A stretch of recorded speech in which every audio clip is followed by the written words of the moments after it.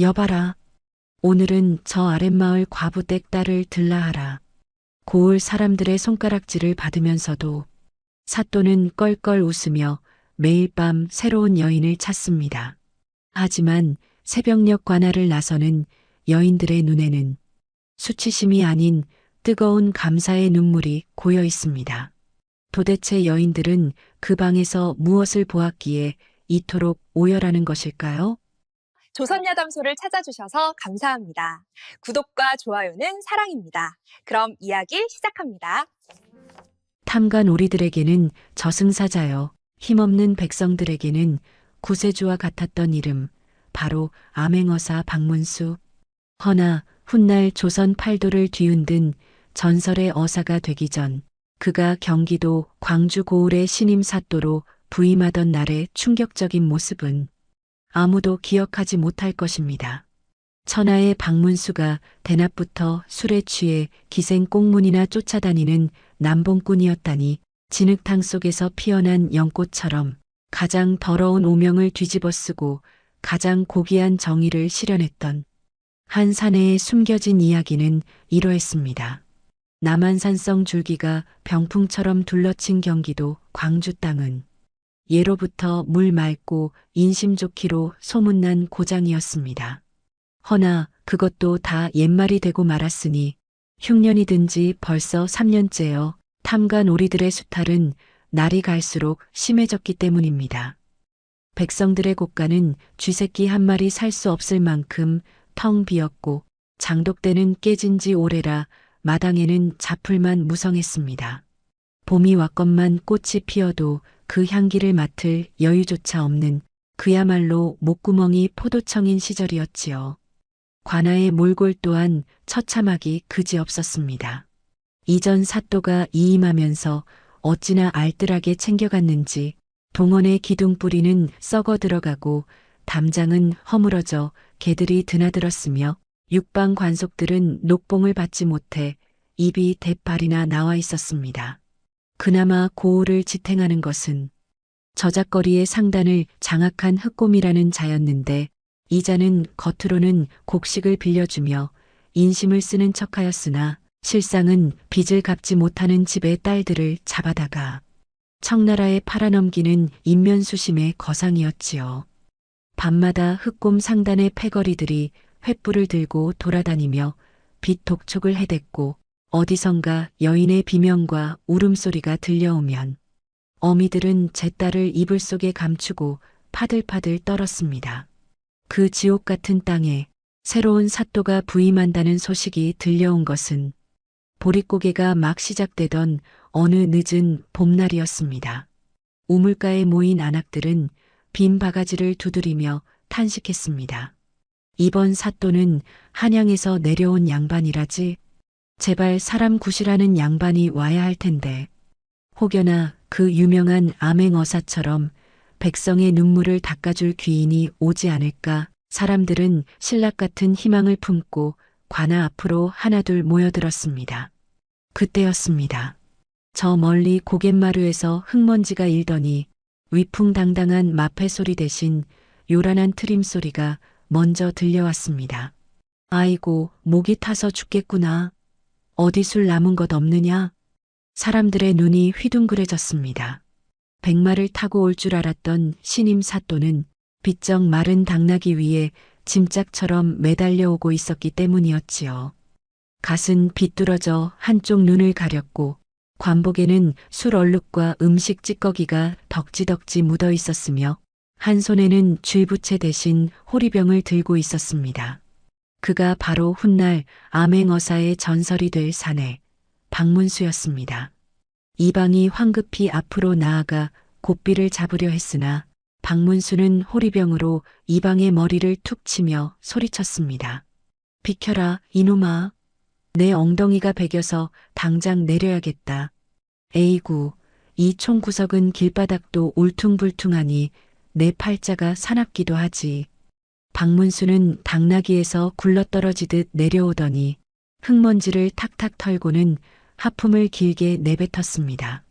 그리고는 도열한 관속들과 구경 나온 백성들을 쓱 훑어보는데 그 눈빛이 어찌나 흐리멍덩하고 음흉한지 보는 사람들이 절로 고개를 돌릴 지경이었지요. 듣자 하니 이 고을에 미색이 뛰어난 계집들이 많다던데 내 눈에는 꾀죄죄한 놈들 뿐이구나. 그 한마디에 모여있던 사람들의 가슴에 대못이 박혔습니다. 암행어사는커녕 굶주림에 지쳐 뼈만 남은 백성들을 보고 계집 타령이나 늘어놓는 꼴이라니. 안악들은 혀를 차며 치마폭을 여미고 돌아섰고 노인들은 땅을 치며 통곡했습니다. 하늘도 무심하시지. 호랑이 피하려다 시궁창에 빠졌구나. 이제 우리 고을은 다 죽게 생겼어. 박문수의 기행은 부임 첫날부터 시작되었습니다. 동원에 앉아 업무를 파악하기도 전에 그는 관아의 안채를 싹 뜯어고치라 명했습니다. 여봐라. 방구석이 칙칙해서 잠이 오겠느냐? 저 낡은 병풍은 내다 버리고 화사한 비단으로 치장해라. 그리고 술상을 봐오되 탁주는 치우고 맑은 청주와 기름진 고기를 대령하란 말이다. 이방이 난처한 표정으로 읍소했습니다. 사또 나으리, 지금 고을 형편이 말이 아닙니다. 곳간은 비었고 백성들은 풀뿌리로 연명하고 있사옵니다. 하물며 관아살림은 이미 거덜이 난 지 오래라. 시끄럽다. 내 놈들이 챙긴 엽전이 산더미인 줄 내가 모를 줄 아느냐? 정없으면 저작거리 가서 고열이라도 짜내서 가져오란 말이다. 박문수는 신고 있던 목화를 훌러덩 벗어 이방에게 집어 던졌지요. 이방은 억울하고 분하여 얼굴이 불그락 푸르락해졌지만 서슬 퍼런 사또의 호통에 꼬리를 내리고 물러날 수밖에 없었습니다. 소문은 발없는 말이 되어 천리를 갔습니다. 신임 사또가 희대의 남봉꾼이며 오자마자 술과 고기 타령만 한다는 소식에 저작거리의 흑곰은 회심의 미소를 지었습니다. 드디어 우리 세상이 왔구나. 깐깐한 선비놈이 오면 어쩌나 걱정했는데 제 발로 호랑이 굴에 들어온 멍청한 색광이라니. 흑곰은 즉시 최고급 비단과 산삼 그리고 금덩이 몇 개를 뇌물로 챙겨 관아를 찾았습니다. 박문수는 흑곰이 내민 금덩이를 보자마자 입이 귀에 걸려 어쩔 줄을 몰라 하였지요.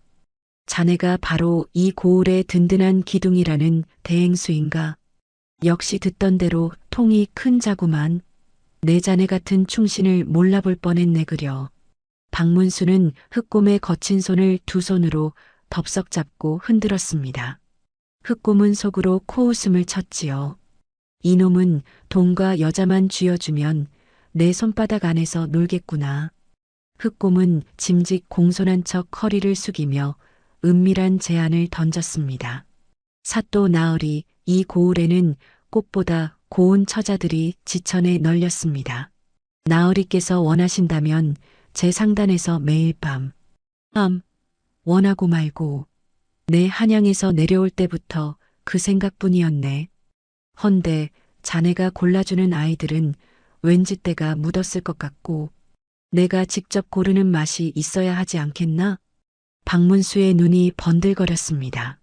흑곰은 그 탐욕스러운 눈빛을 보며 안심했습니다. 이렇게 사또가 주색잡기에 빠져 있으면 자신의 인신매매 사업은 더욱 탄탄대로를 걸을 것이 뻔했기 때문이었지요.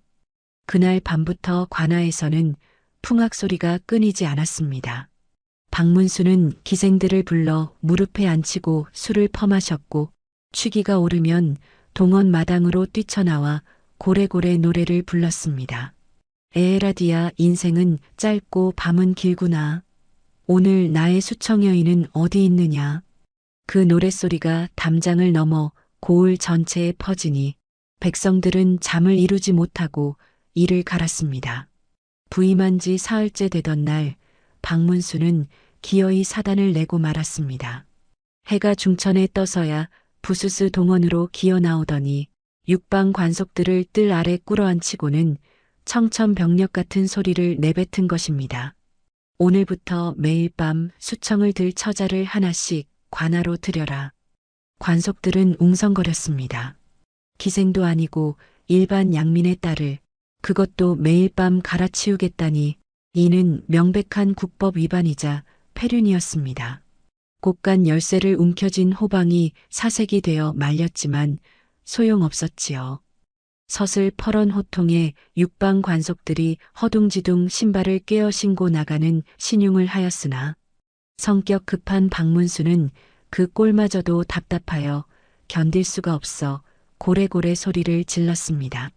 에잉, 군뱅이가 기어가도 내 놈들보단 빠를 것이다. 비키거라. 내 직접 골라야겠다. 박문수는 기어이 직접 관아 밖으로 나섰습니다.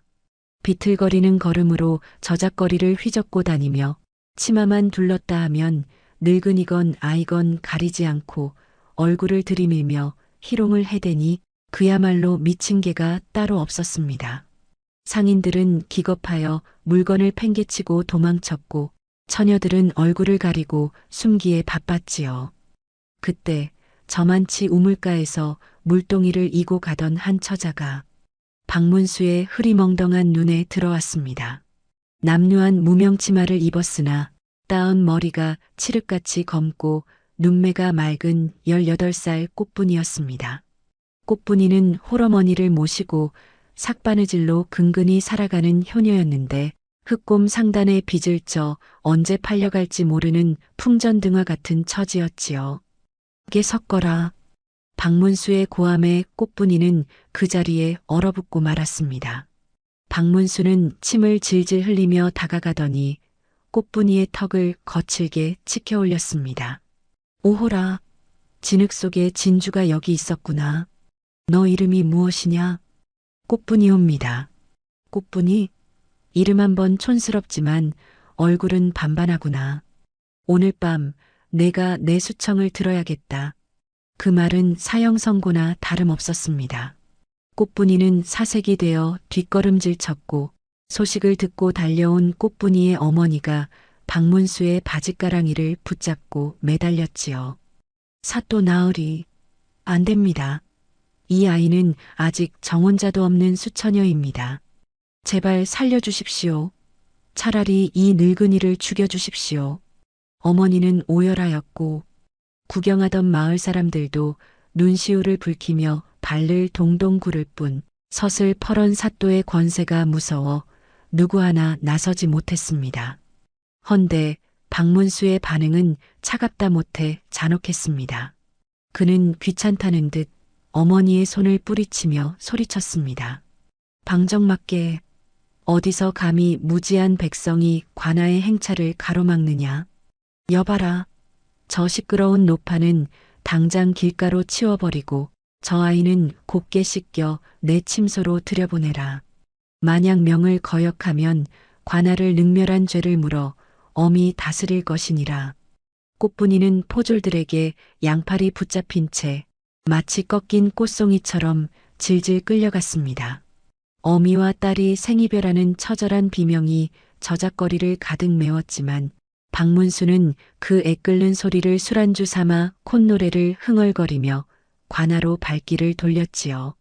칙칙한 흙구덩이에 비로소 고운 꽃이 한 송이 피었구나.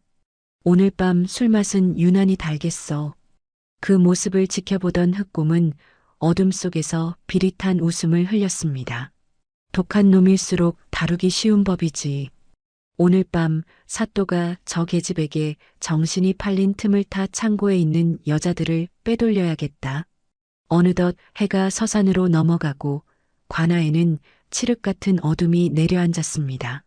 그 정막 속에서 유일하게 불이 켜진 곳은 바로 사또 박문수의 침소뿐이었습니다.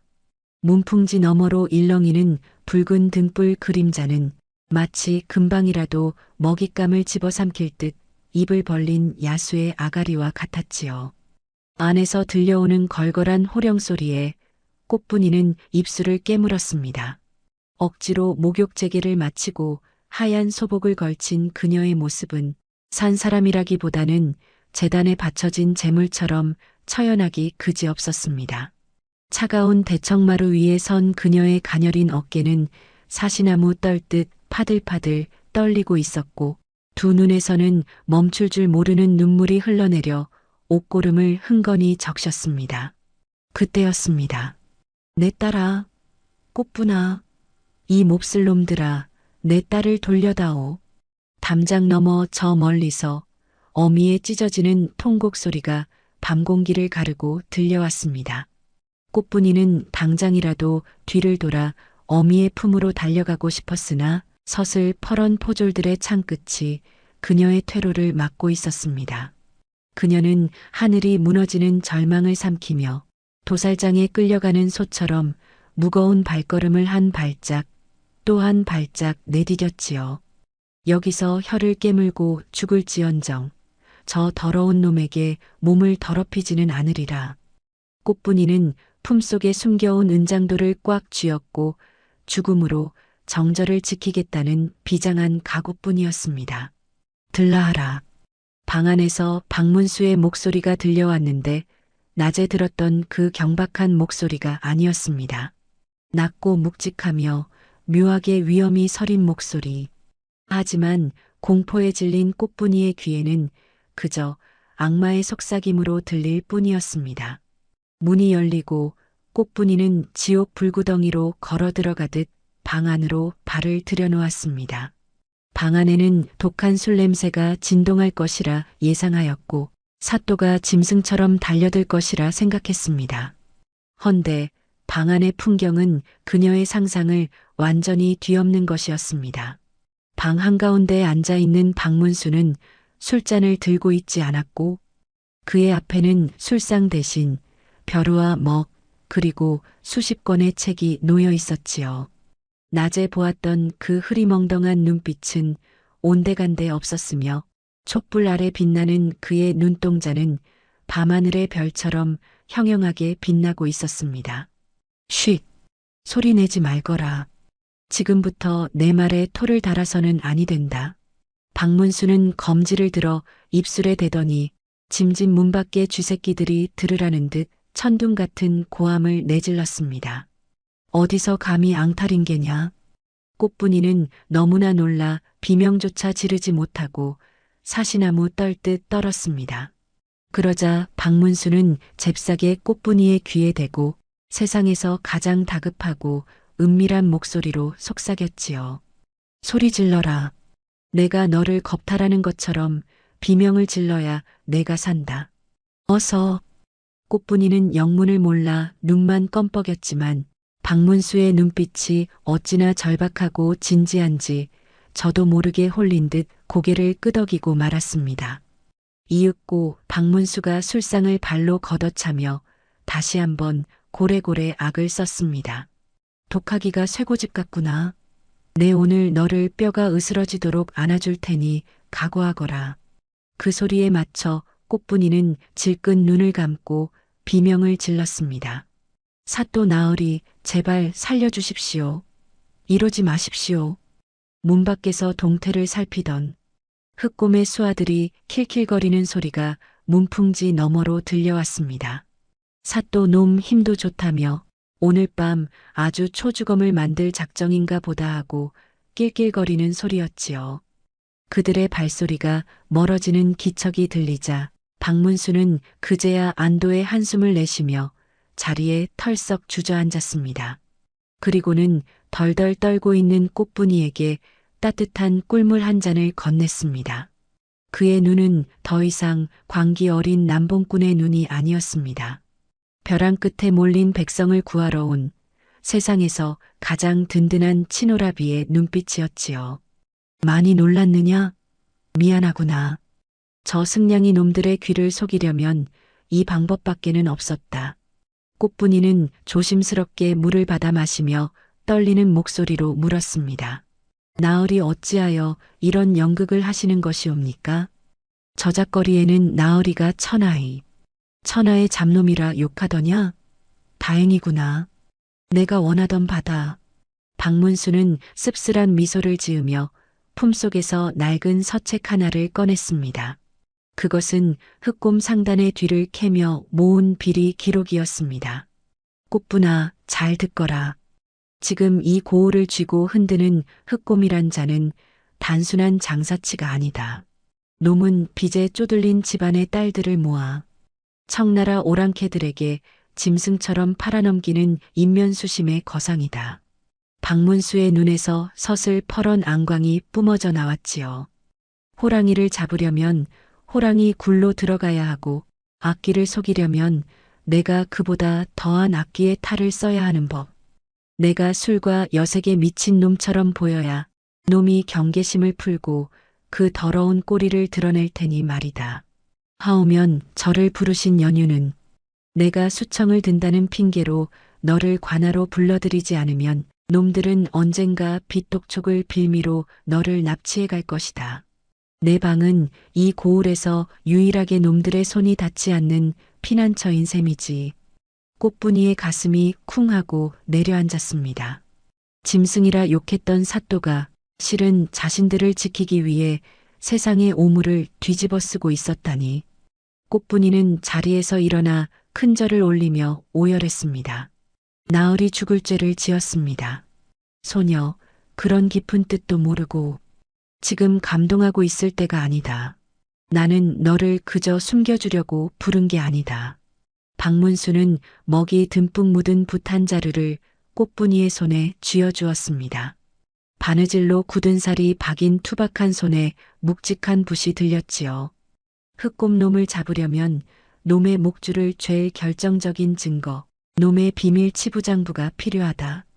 헌데 그 장부는 놈의 안방 깊숙한 곳에 있고 그를 모르는 까막눈들은 봐도 그것이 무엇인지 모른다. 내가 직접 들어갈 수 없으니 내가 나의 눈과 귀가 되어 주어야겠다. 제가 무엇을 하면 되옵니까? 글을 배우거라. 그리고 놈들의 장부를 읽어내거라. 그것이 너와 내 가족 그리고 이 고을의 딸들을 살리는 유일한 길이다. 그날부터 기묘한 이중생활이 시작되었습니다. 낮에는 사또가 저작거리를 휘젓고 다니며 행패를 부리고 밤이 되면 새로운 여인이 관하로 불려 들어왔습니다. 여봐라. 오늘은 대장간 김신의 셋째 딸을 들라하라. 내일은 주막집 과부댁을 갈 것이니 그리 알아라. 고을 사람들의 원성은 하늘을 찔렀고 박문수를 향한 돌팔매질은 날로 거세졌지만 밤이 깊어질수록 사또의 방안 풍경은 딴판으로 변했습니다. 처음에는 꽃분이 혼자였으나 이튿날은 대장간 딸 옥순이, 사흘째는 주막집 과부 춘심이가 합류했습니다. 방 안에는 어느새 대여섯 명의 여인들이 옹기종기 모여 앉아 사또가 내준 종이에 코를 박고 글자를 익히고 있었지요. 박문수는 훌륭한 스승이자 때로는 익살스러운 광대였습니다. 아니, 춘심아. 글씨를 쓰라니까 왜 지렁이를 그려놓았느냐? 이걸 흑곰놈이 보면 글자가 아니라 부적인 줄 알고 도망가겠다. 박문수의 농담에 여인들은 터져나오는 웃음을 참느라 입을 틀어막고 킬킬거렸습니다. 밖에서 들으면 영락없이 남녀가 희롱하며 노닥거리는 소리로 들릴 법했지요. 사또는 여인들을 위해 최고급 안주와 술상을 내주었습니다. 본래라면 흑곰에게 상납받은 뇌물로 차린 상이었으나 이제는 배고픈 여인들의 줄인 배를 채워주는 영양식이 되었습니다. 많이들 먹어라. 든든히 먹어야 머리도 돌아가는 법이다. 그리고 이 고기는 흑곰 놈 돈으로 산 것이니 놈의 살점을 씹어먹는다 생각하고 아주 야무지게 뜯어먹거라. 옥순이가 닭다리를 뜯으며 눈물을 글썽였습니다. 나으리 태어나서 쌀밥에 고깃국을 처음 먹어봅니다. 우리 아버지가 평생 일을 해도 못 먹던 것을. 울지 마라. 이 싸움이 끝나면 내 아비와 마주 앉아 매일 고깃국을 먹게 해주마. 내 목을 걸고 약속하마. 박문수의 눈빛은 흔들림이 없었고 여인들은 그 눈빛을 믿었지요. 그들은 더 이상 겁탈을 당할까 두려워하는 힘없는 아낙네가 아니었습니다. 붓을 칼처럼 쥐고 글자를 방패 삼아 세상과 맞서 싸우는 암행어사의 비밀 요원들로 다시 태어나고 있었던 것입니다. 하지만 흑곰은 의심이 많은 자였습니다. 사또가 매일 밤 여자를 갈아치우는데도 관아 밖으로 실려나가는 이도 없고 알아놓은 여인도 없다는 소문에 고개를 갸웃거렸습니다. 어느 날 밤 흑곰이 예고도 없이 술병을 들고 관아로 들이닥쳤습니다. 사또 나으리, 소인 흑곰이 문안 인사 올립니다. 좋은 술이 들어와 한 잔 올리러 왔습니다요. 갑작스러운 흑곰의 목소리에 방 안은 순식간에 얼어붙었습니다. 바닥에는 한글 연습을 하던 종이들이 어지럽게 널려 있었고 여인들은 붓을 든 채 사색이 되었습니다. 이대로 문이 열리면 모든 것이 끝장이었습니다. 그때 박문수가 번개같이 움직였습니다. 그는 들고 있던 먹물을 바닥에 엎어버리고는 자신의 상투를 헝클어뜨리며 소리쳤습니다. 젠장, 술맛 떨어지게 웬 놈인게냐. 그리고는 꽃분이에게 눈짓을 보냈습니다. 꽃분이는 찰나의 순간 사또의 뜻을 알아차렸지요. 그녀는 널려있던 종이들을 치마폭 속에 감추고는 옆에 있던 옥순이의 머리채를 휘어잡으며 악을 썼습니다. 비키거라. 사또 나으리의 술잔은 내가 채울 것이다. 어디서 감히 굴러온 돌이 박힌 돌을 빼려는 게냐. 웃기는 소리. 나으리께서 누구 춤사위가 더 좋다 하셨는지 귀가 막혀서 못 들었느냐. 방 안은 순식간에 질투에 눈먼 여인들의 아수라장으로 돌변했습니다. 꽃분이와 옥순이는 서로의 옷고름을 잡아당기며 엉겨붙었고 술상이 엎어지며 그릇 깨지는 소리가 요란하게 울려 퍼졌지요.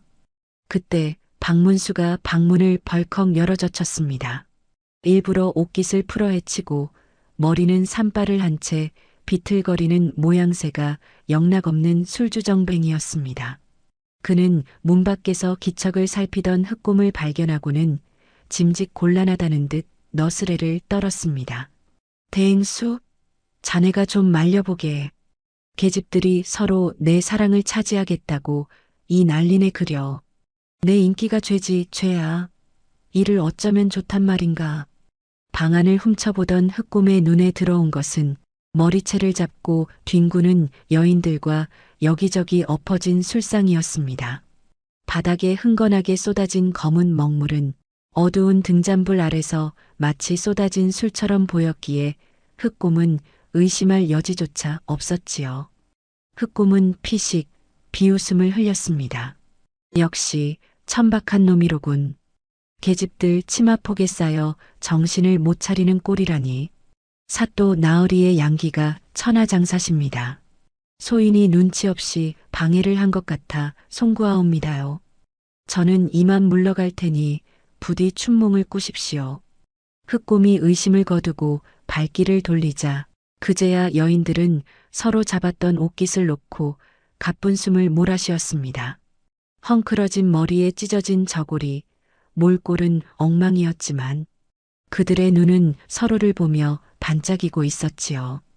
옥순아, 너 연기 한번 기가 막히구나. 나 진짜 머리 뽑히는 줄 알았다. 언니는 뭐 살살했는 줄 알아요? 나도 저고리 고름이 다 떨어졌네. 꽃분이와 옥순이가 마주보며 깔깔 웃자 긴장이 풀린 다른 여인들도 배를 잡고 웃었습니다. 박문수 역시 대청마루의 대자로 드러누우며 호탕하게 웃어젖혔습니다. 너희들이 웬만한 광대보다 낫구나. 이 정도 배짱이면 흑곰놈 코털도 뽑아 족집게를 만들겠다. 그날 밤 관아의 방 안은 두려움 대신 유쾌한 결기로 가득 찼습니다. 여인들은 깨달았습니다. 자신들이 더 이상 떨고만 있는 약자가 아니라는 것을. 뭉치고 꾀를 내면 저 거대해 보이는 흑곰도 썩어 빠진 세상도 속여넘길 수 있다는 것을 말이지요. 하지만 그 웃음 뒤에는 서늘한 칼날 같은 현실이 다가오고 있었습니다. 흑곰이 돌아가며 흘린 한마디가 박문수의 귓가에 맴돌았기 때문입니다. 사또 나으리. 다음 달 보름에 청나라 상인들이 들어옵니다. 그때 아주 귀한 진상품들을 넘겨야 하니 관아에서도 뒤를 좀 봐주셔야겠습니다. 다음 달 보름. 그것은 흑곰이 고을의 처녀들을 대규모로 팔아넘기겠다고 예고한 날짜였습니다. 시간이 없었습니다. 박문수는 웃음기를 거두고 다시 붓을 잡았습니다. 자, 웃음은 여기까지다. 놈들이 움직이기 시작했다. 우리에게 남은 시간은 보름뿐이다. 그 전에 반드시 놈들의 목숨줄을 쥔 비밀 장부를 찾아내야 한다. 그 말에 꽃분이의 눈빛이 다시 매섭게 빛났습니다. 나으리 놈들이 여인들을 가두는 창고가 어디인지 제가 압니다. 제가 호랑이 굴로 들어가겠습니다. 시간이 흘러 보름달이 뜨기 사흘 전 박문수는 관아 마당에 거대한 술판을 벌였습니다. 명목은 자신의 생일잔치였으나 실상은 흑곰을 관아로 유인하여 발을 묶어두려는 미끼였습니다. 여봐라. 오늘은 내 귀 빠진 날이니 고을의 술이란 술은 다 가져오너라. 흑곰 대행수도 반드시 참석해야 할 것이다. 해가 지고 어둠이 깔리자 관아 마당에는 횃불이 대낮처럼 밝혀졌습니다. 풍악 소리가 요란하게 울려 퍼지는 가운데 상석에 앉은 박문수는 연거푸 술잔을 비우며 괴성을 지르고 있었습니다. 대행수, 술맛이 꿀맛이로구만. 자, 한 잔 더 받게. 흑곰은 떨떠름한 표정으로 술잔을 받아들었습니다. 사또 나으리 과음하시면 내일 정사에 지장이 있으실까 염려되옵니다. 정사는 무슨 얼어 죽을 정사. 나는 자네가 주는 술이 제일 좋아. 자, 마셔. 마시고 죽자고. 박문수는 일부러 술을 흘려 옷을 적시고 흑곰의 어깨를 껴안으며 치근덕거렸지요. 겉으로는 주정에 찌든 남봉꾼이었으나 그의 소매 안에서는 식은땀이 흐르고 있었습니다. 꽃분아, 지금쯤 도착했느냐? 부디 무사해야 할 텐데. 박문수의 시선이 슬쩍 담장 너머 어둠 속을 향했습니다. 그 시각 흑곰의 저택 뒷담을 넘는 그림자가 있었습니다. 검은 복면을 쓰고 남복으로 위장한 꽃분이었습니다. 그녀의 품속에는 박문수가 쥐어준 관아의 만능 열쇠와 옥순이가 그려준 흑곰 저택의 지도가 들어 있었습니다. 꽃분이는 쿵쾅거리는 심장을 부여잡고 고양이처럼 소리 없이 마당을 가로질렀습니다. 흑곰이 관아에 가 있는 동안 저택을 지키는 것은 몇몇 졸개들 뿐이었습니다. 게다가 그 졸개들마저 박문수가 미리 보낸 술과 고기에 취해 문간방에서 코를 골고 있었지요. 어둠이 짙게 깔린 흑곰 상단에 앉채 주인인 흑곰이 관아의 술판에 불려가 자리를 비웠으니 천만다행이었으나 그 빈방이 뿜어내는 기운은 여전히 서슬 퍼런 작두날 위를 걷는 듯 했습니다. 복도 곳곳에는 흑곰의 수하들이 횃불을 들고 순찰을 돌고 있었기에 꽃분이는 숨소리조차 죽인 채 그림자처럼 벽에 붙어 안방문 앞으로 다가갔습니다. 문고리에는 주먹만 한 무쇠 자물쇠가 떡하니 버티고 있어 마치 주인을 대신해 침입자를 노려보는 듯한 위압감을 뿜어내고 있었지요. 지금이다. 나으리께서 놈을 붙잡아 두고 계실 때 반드시 찾아야 한다. 꽃분이는 품속에서 박문수 나으리가 쥐어준 열쇠 꾸러미를 조심스레 꺼냈습니다. 행여나 놈들이 예상보다 일찍 돌아오면 어쩌나, 복도 끝에서 수하들이 들이닥치면 어쩌나 하는 생각에 심장이 쿵쾅거려 입 밖으로 튀어나올 것만 같았습니다. 정적을 깨는 미세한 쇠 부딪히는 소리가 꽃분이의 귀에는 마치 마른 하늘의 천둥 소리처럼 요란하게 울렸습니다. 등줄기에는 식은땀이 비 오듯 흘러내렸고 손끝은 사시나무 떨듯 파들파들 떨려왔지요. 첫 번째 열쇠는 헛돌았고 두 번째 열쇠는 들어가지도 않았습니다. 저 멀리서 수하들의 발자국 소리가 점점 가까워지는 찰나의 순간 마지막 세 번째 열쇠를 구멍에 꽂으니 그제야 손끝에 묵직한 진동이 전해졌습니다. 철컥. 둔탁하면서도 경쾌한 소리와 함께 굳게 닫혔던 문이 비로소 열렸습니다. 꽃분이는 주위를 재빨리 살핀 뒤 날랜 고양이처럼 빈 방 안으로 몸을 미끄러뜨렸습니다. 그리고는 소리 없이 문을 닫고 문에 등을 기댄 채 터질 듯한 가쁜 숨을 몰아쉬었지요. 문을 닫고 들어선 방 안은 한치 앞도 보이지 않는 칠흑 같은 어둠이었습니다. 꽃분이는 터져나오는 가쁜 숨을 억지로 내리누르며 떨리는 손으로 품속에서 부싯돌을 꺼냈습니다. 가냘프게 흔들리는 희미한 불빛이 어둠을 밀어내자 그 아래 드러난 흑곰의 방은 입이 떡 벌어질 만큼 화려하기 그지없었지요. 달빛을 머금은 듯 영롱하게 빛나는 자개장과 눈이 시릴 정도로 붉은 비단 병풍, 그리고 바닥에 깔린 채 금방이라도 포효할 듯 눈을 부릅뜬 호랑이 가죽까지. 그것은 가구라기보다는 이 고을 백성들의 뼈와 살을 깎아 만든 잔인한 전리품처럼 보였습니다.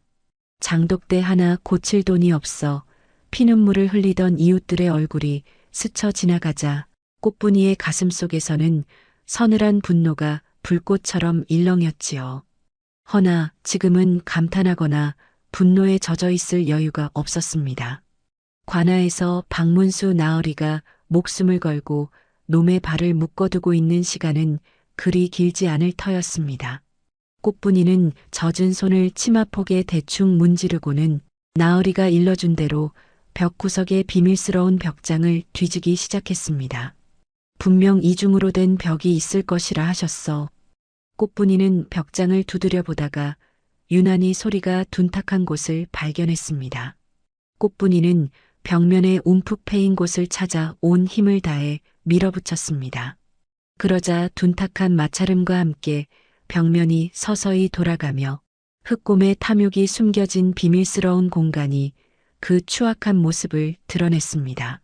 그 안에는 수십 건의 장부들이 빈틈없이 빼곡하게 쌓여 있었는데 만약 예전의 꽃분이었다면 까막눈이라 무엇이 중한지도 모른 채 그저 종이 뭉치를 보고 허둥댔을 것이 분명했지요.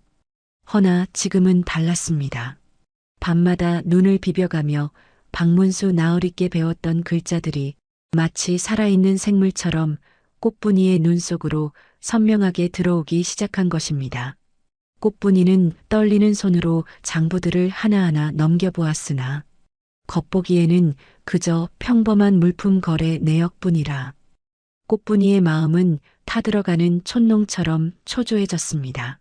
시간은 쉼없이 흐르고 있었고 관아의 술판이 언제 끝날지 모른다는 공포가 목을 죄어왔지요. 등줄기를 타고 흘러내리는 식은땀이 자꾸만 눈을 가렸습니다. 분명 어딘가에 있을 거야. 나으리께서 말씀하신 그 추악한 기록이 그때였습니다. 장부 더미 중에서도 가장 구석진 곳, 먼지가 뽀얗게 내려앉은 검은 가죽책 한 권이 꽃분이의 시선을 사로잡았습니다. 표지에는 아무런 제목도 없어 얼핏 보면 쓸모없는 기록장 같았으나 책등 구석에 아주 작게 적힌 은밀한 글자가 꽃분이의 심장을 먹게 만들었습니다. 그것은 바로 흑곰이 제 자식처럼 여기며 숨겨왔던 이 고을의 피눈물이 고스란히 적힌 비밀 치부책이었습니다. 생구. 꽃분이는 숨을 들이켰습니다. 살아있는 입, 즉 노비를 뜻하는 말이자 인신매매단들이 사람을 부르는 은어였습니다. 박문수에게 배운 단어였지요. 떨리는 손으로 책을 펼치자 그곳에는 참혹한 진실이 적혀 있었습니다. 갑진년 3월, 김간의 셋째 딸 은양 단양의 청나라 거상 왕씨에게 인계. 을사년 5월, 주막집 춘심이 비탄감 조건으로 확보. 글자는 단순한 먹물 자국이 아니었습니다. 그것은 팔려간 이웃들의 비명이었고 찢겨나간 부모들의 피눈물이었습니다. 꽃분이의 눈에서 굵은 눈물방울이 툭 떨어져 장부 위를 적셨습니다. 이 짐승만도 못한 놈들. 꽃분이는 이를 악물고 장부를 품에 넣었습니다. 이제 나가기만 하면 됩니다. 이 장부를 사또에게 전하기만 하면 흑곰을 잡고 고을을 구할 수 있습니다. 그때였습니다. 저택 마당에서 왁자지껄한 소리가 들려왔습니다. 아이고, 대행수 어른, 벌써 오십니까? 아직 술판이 한창인데. 시끄럽다. 내 오늘 속이 안 좋아 일찍 쉬어야겠다. 너희들은 가서 문단속이나 잘해라. 흑곰의 목소리였습니다. 꽃분이의 심장이 덜컥 내려앉았습니다. 예상보다 훨씬 빠른 귀가였습니다.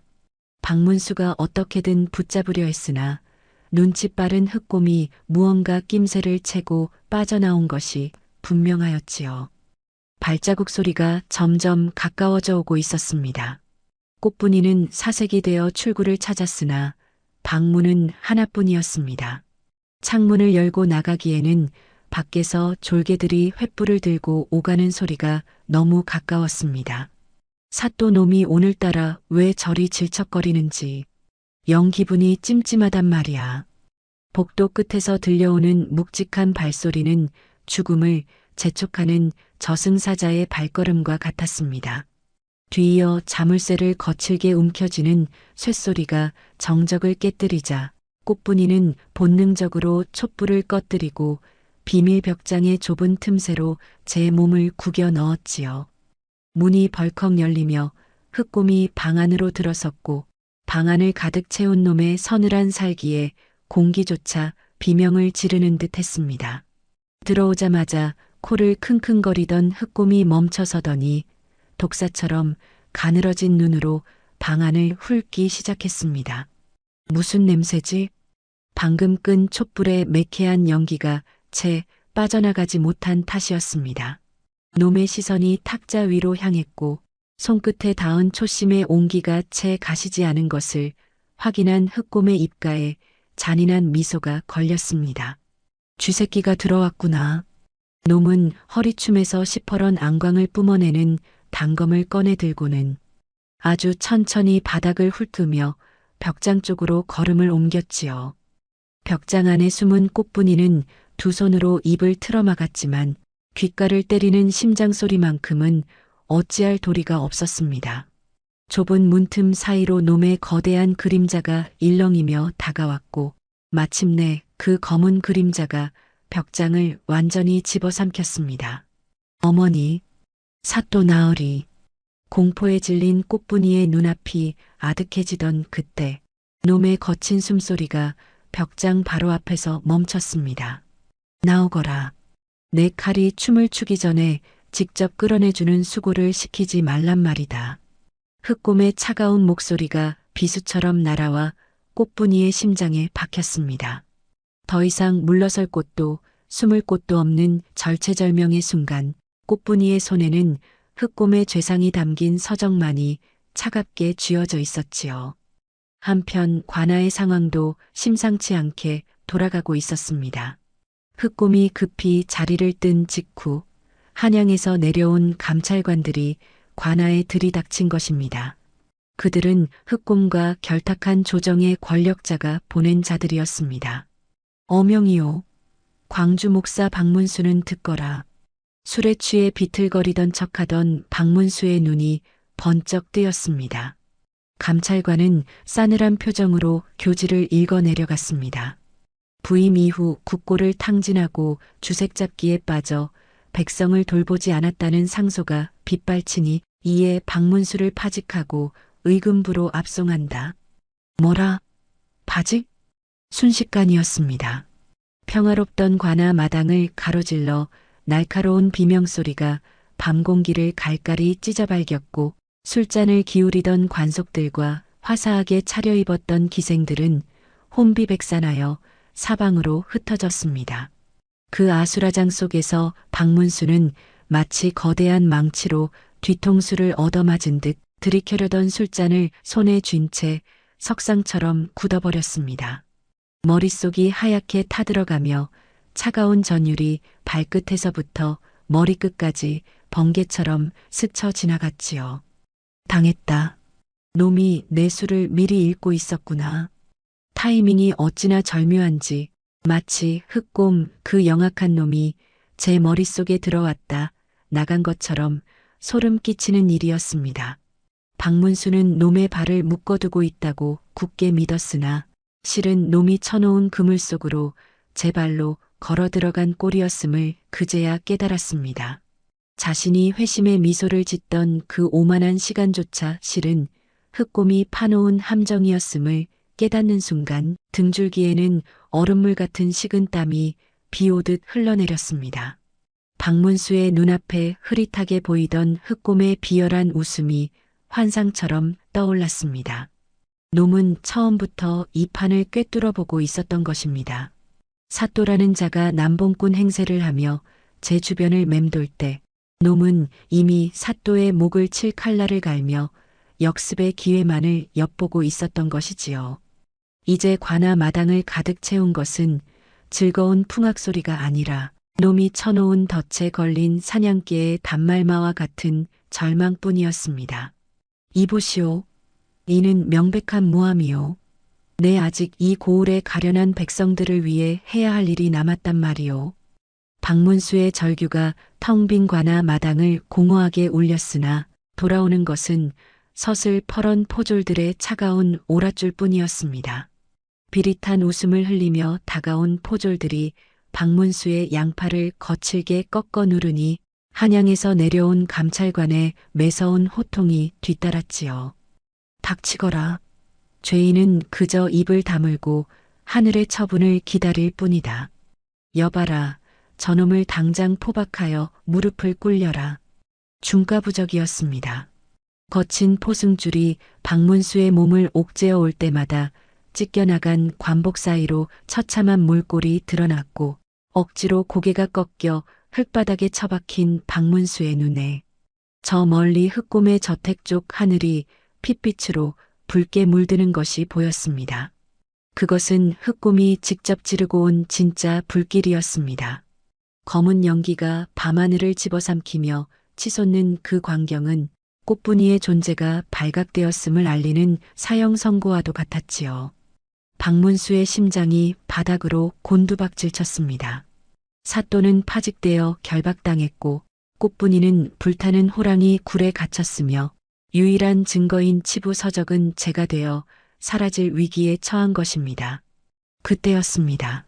저택 쪽에서 요란한 말발굽 소리가 들려오더니 방금 전까지 제 집에 불을 지르라 명하고 달려온 흑곰이 땀에 젖은 얼굴로 나타났습니다. 놈은 짐짓 피해자인 양 비굴하게 몸을 낮추면서도 흙바닥에 고꾸라진 박문수를 보며 잔인한 미소를 지었습니다. 놈은 박문수에게 다가가 오직 둘만이 들릴 정도로 낮게 속삭였습니다. 박가놈아, 감히 내 뒤를 캐려들어? 저 불길이 보이느냐? 내 저택에 숨어든 쥐새끼가 있다기에 아예 방째로 태워버리라 했지. 아마 내가 아끼던 그 꽃분이라는 아이는 지금쯤 가마솥 안에 고기마냥 타 들어가며 비명을 지르고 있지 않겠느냐. 한편 흑곰의 저택 안은 그야말로 생지옥이었습니다. 흑곰의 명령을 받은 수하들이 안방에 기름을 뿌리고 불을 지른 뒤 퇴로를 막기 위해 문 앞에 버티고 서 있었지요. 벽장 속에 숨은 꽃분이는 폐불을 찌르는 연기의 죽음을 예감하며 눈을 질끈 감았습니다. 바로 그 순간 저택 담장 밖에서 요란한 징소리와 함께 고함이 터져 나왔습니다. 관원들이 오신다. 암행어사 출두야. 흑곰의 수하놈들을 한 놈도 남기지 말고 잡아라. 실은 꽃분이가 걱정되어 몰래 저택 근처에 숨어있던 옥순이와 춘심이 그리고 고을 여인들이 짜낸 기막힌 유인책이었습니다. 여인들은 흑곰이 지른 불길 위에 마른 집단을 던져 소동을 키우는 한편 마치 광군이 들이닥친 것처럼 사방에서 징을 치고 소리를 질러 흑곰의 수하들을 공포로 몰아넣었습니다. 뭐라고? 벌써 광군이? 젠장, 일단 피하고 보자. 행수님께 보고해야 해. 안방 문을 지키던 수하들은 흑곰이 없는 사이 자신들 마냥 광군에게 붙잡힐까 겁을 집어먹고는 지키던 문을 버려둔 채 뒷문으로 허겁지겁 달아나기 시작했습니다. 바로 그 찰나였습니다. 옥순이와 여인들이 담장을 넘어 불타는 안방으로 뛰어들었습니다. 옥순이는 치마폭으로 입을 막은 채 불길에 뒤틀려 열리지 않는 격자 살창을 거친 나무 기둥으로 때려 부수었습니다. 꽃분아, 정신 차려. 손을 잡아.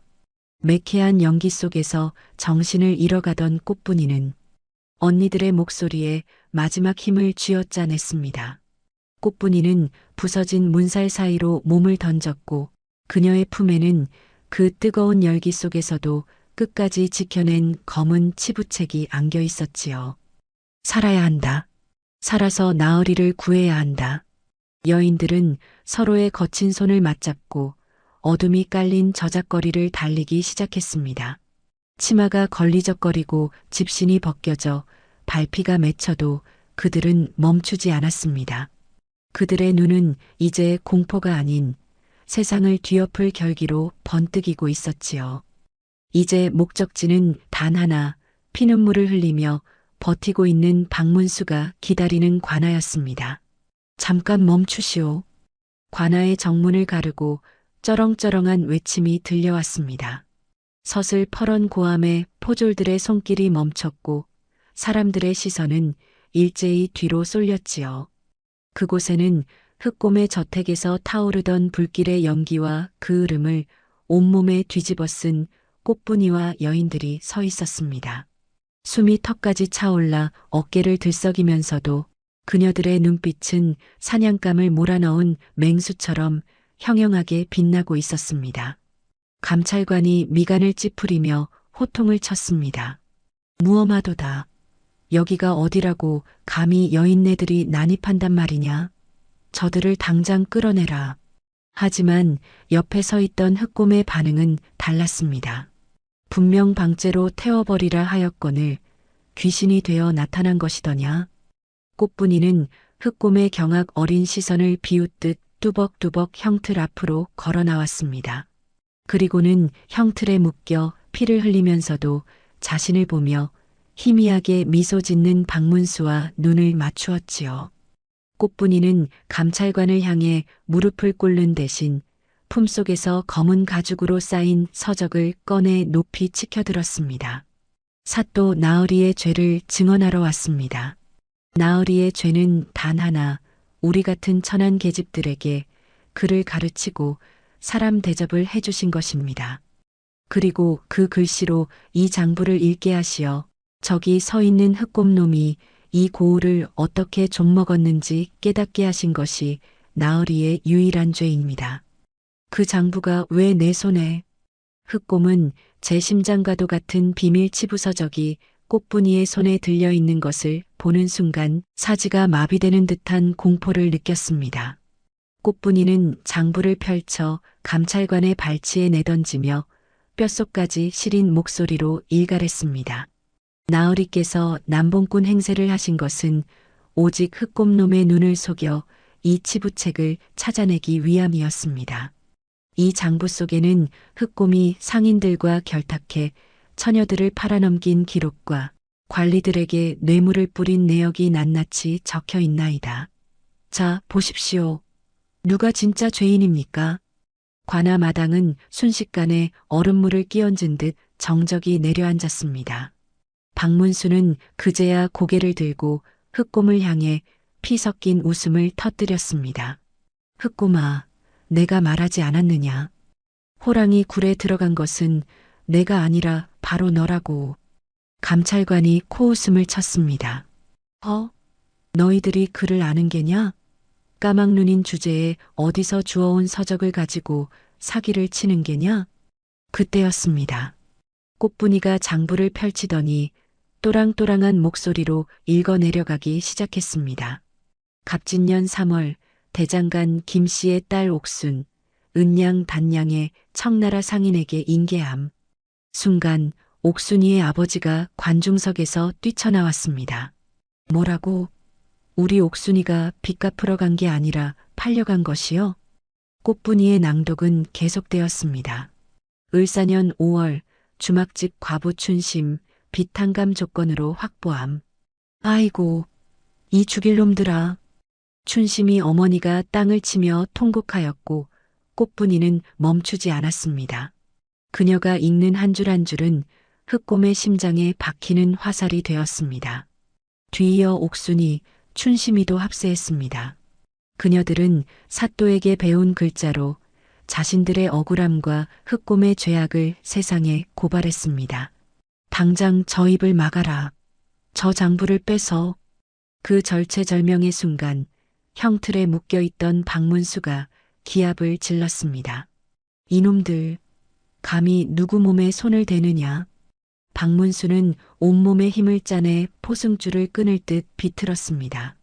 물론 줄은 끊어지지 않았지만 그의 품에서 무언가가 툭 하고 떨어져 굴러나왔습니다. 흙바닥에 떨어진 둥근 물건. 햇빛을 받아 번쩍이는 그것에는 5마리의 말이 새겨져 있었습니다.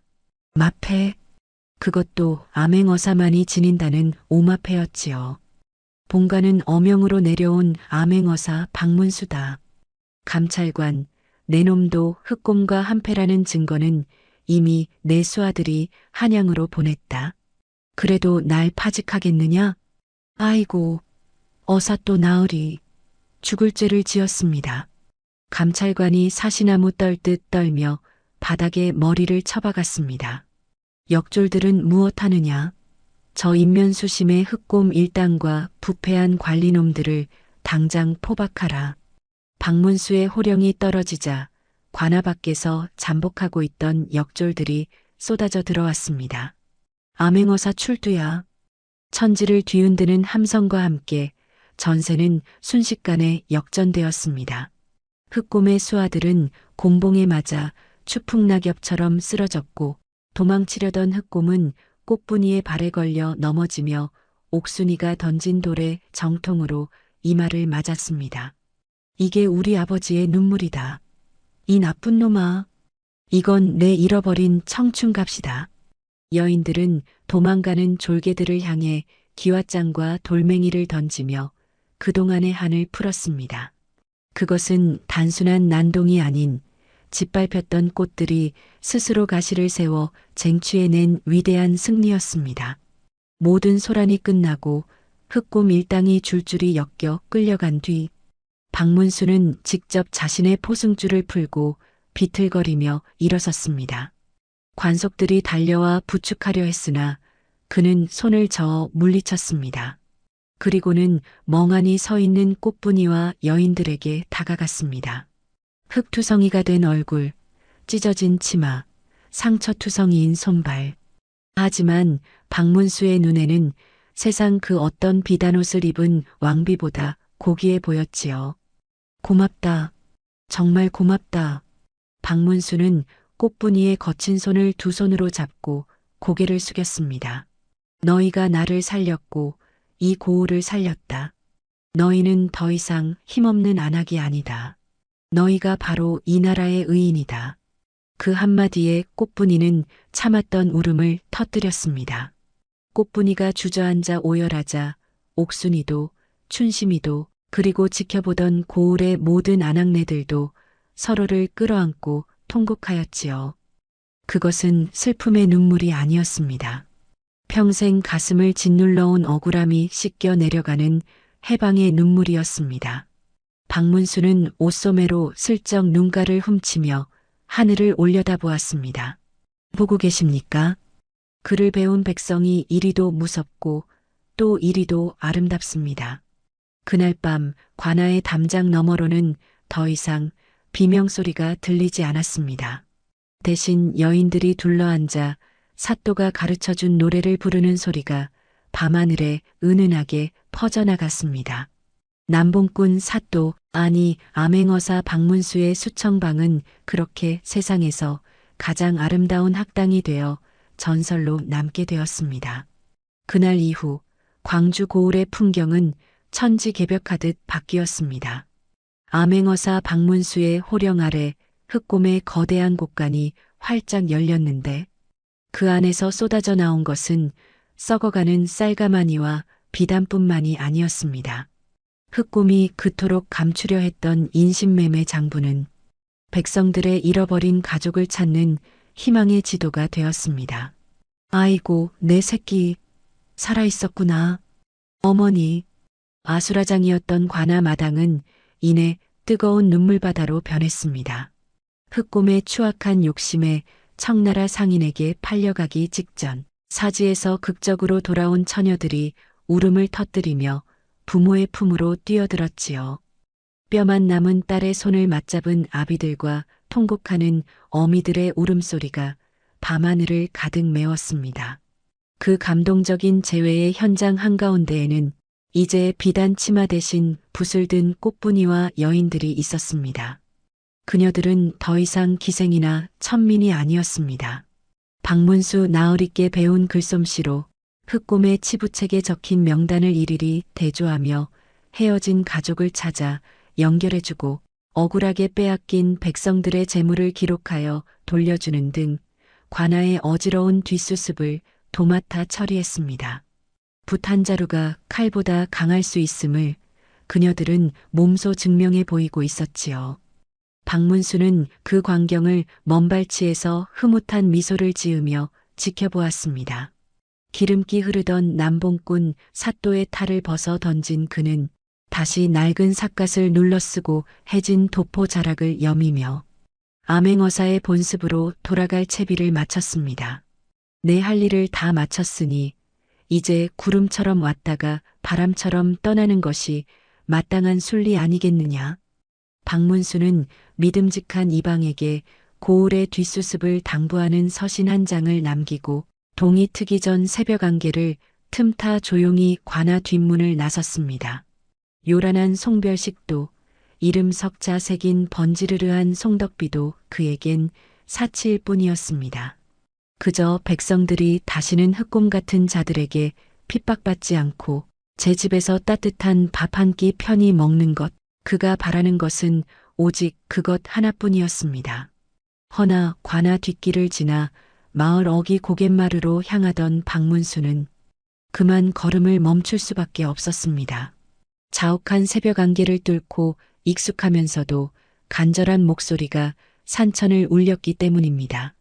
어사또 나으리, 어찌 이리 매정하게 인사도 없이 가시나이까? 저희를 밟고 가십시오. 나으리를 보내드리고는 저희가 살 수가 없나이다. 안개가 걷히며 드러난 길목에는 수백 명의 그림자가 일제히 흙바닥에 이마를 맞대고 엎드려 있었습니다. 꽃분이와 옥순이, 춘심이를 비롯한 수청 방의 제자들부터 아이를 되찾은 노모와 백성들이 길 끝까지 늘어서 있었지요.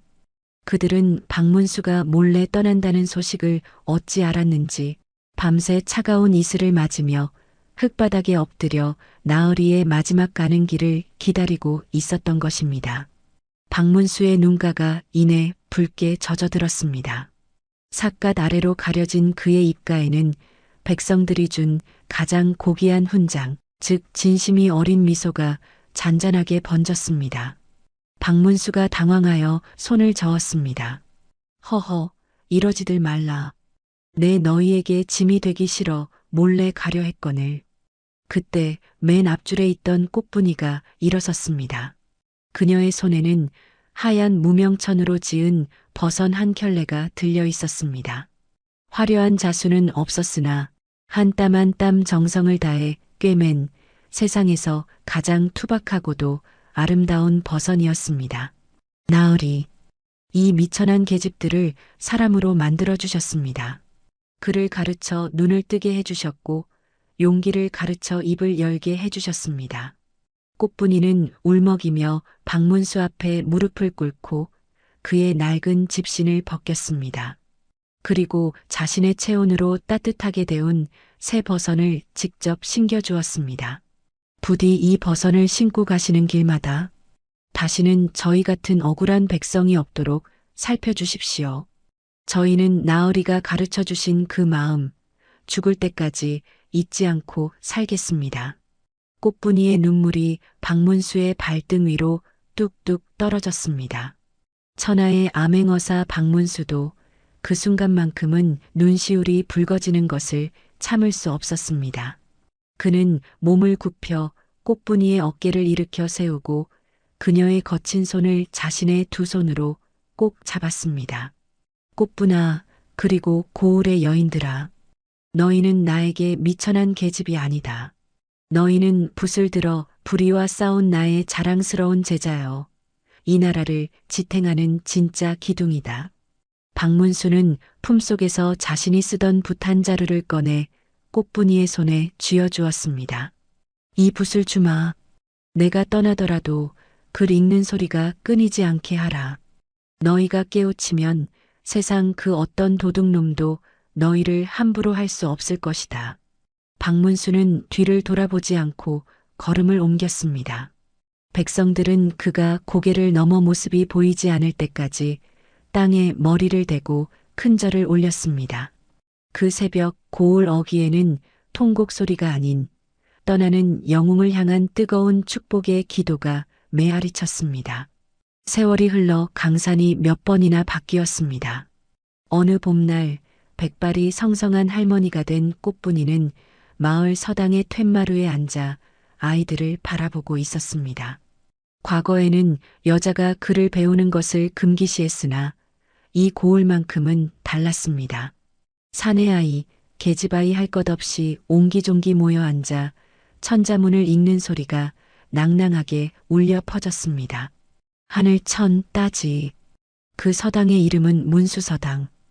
바로 그 옛날 남봉꾼 사또가 남기고 간 붓 한 자루에서 시작된 배움터였습니다. 꽃분이는 평생 혼인도 하지 않고 옥순이, 춘심이와 함께 고을의 아이들에게 글을 가르치며 살았습니다. 한 아이가 쪼르르 달려와 꽃분이의 무릎을 베고 물었습니다. 훈장님, 훈장님, 옛날에 우리 고을에 호랑이보다 무서운 남봉꾼 사또가 살았다면서요? 정말로 매일 밤 처녀를 잡아먹었대요? 꽃분이는 주름진 손으로 아이의 머리를 쓰다듬으며 빙그레 웃었습니다. 그래, 그랬지. 사람들은 그분을 남봉꾼이라 손가락질했단다. 헌데 말이다. 꽃분이는 낡은 옷고름을 만지작거리며 먼 하늘을 응시했습니다. 그녀의 눈동자 속에는 칠흑 같은 어둠 속에서 촛불을 켜고 그를 가르치던 젊은 날의 박문수가 살아 숨쉬고 있었습니다. 그분은 여인의 몸을 탐한 것이 아니라 백성의 썩어 문드러진 마음을 어루만져 주신 분이었단다. 밤새 들려오던 여인들의 울음소리는 괴로워서 우는 소리가 아니라 사람이 사람 대접을 받는 것이 너무나 고마워서 터뜨린 감격의 울음소리였단다. 아이들은 눈을 동그랗게 뜨고 고개를 끄덕였습니다. 꽃분이의 품에 안긴 아이들은 몰랐을 것입니다. 지금 자신들이 읽고 있는 이 글자 하나하나가 그 옛날 칠흑 같은 절망 속에서 피어난 목숨 건 투쟁의 산물이라는 것을 말입니다. 옛말의 임금은 배여, 백성은 물이라 하였습니다. 물은 배를 띄우기도 하지만 화가 나면 배를 뒤집기도 하는 법입니다. 허나 진정으로 훌륭한 뱃사공은 물을 두려워하는 것이 아니라 물길을 터주고 그 깊이를 헤아릴 줄 아는 사람이라는 것을 남봉꾼 사또 박문수의 이야기는 우리에게 전해주고 있습니다. 겉으로는 오물을 뒤집었을지언정 속으로는 누구보다 백성을 사랑했던 사나이. 그의 이름은 역사책 한 구석에 짧게 기록되었을지 모르나 그가 남긴 사랑은 수백 년이 지난 지금도 우리 가슴 속에 따뜻한 등불로 남아 있습니다. 오늘 밤 여러분의 마음 속에도 글자 한 자, 따뜻한 말 한마디가 꽃처럼 피어나길 바랍니다. 오늘 이야기 마음에 깊은 울림이 있으셨는지요? 구독과 좋아요로 소중한 인연이 이어졌으면 합니다. 여러분의 따뜻한 마음에 가슴 뭉클한 사연으로 정성껏 보답하겠습니다. 지금 어느 지역에서 함께하고 계신지 편하게 댓글로 말씀 주시면 감사한 마음 담아 반갑게 인사 올리겠습니다. 댁내에 늘 평안이 깃들길 바라며 지금까지 조선야담소였습니다. 감사합니다.